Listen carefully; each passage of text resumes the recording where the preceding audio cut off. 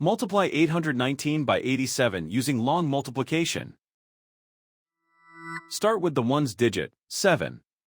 7 times 9 is 63. Put 3 in this column and carry 6. 7 times 1 plus the carried 6 is 13.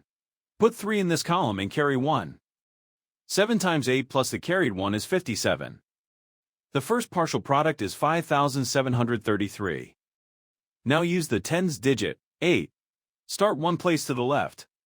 8 times 9 is 72. Put 2 in this column and carry 7. 8 times 1 plus the carried 7 is 15. Put 5 in this column and carry 1. 8 times 8 plus the carried 1 is 65.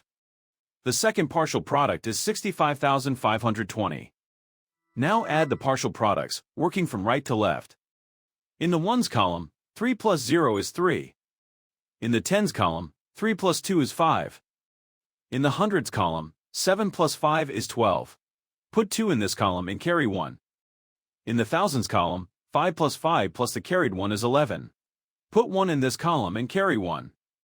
In the 10 negative thousands column, 6 plus the carried 1 is 7. The whole negative number product is 71,253. So 819 times 87 is 71,253.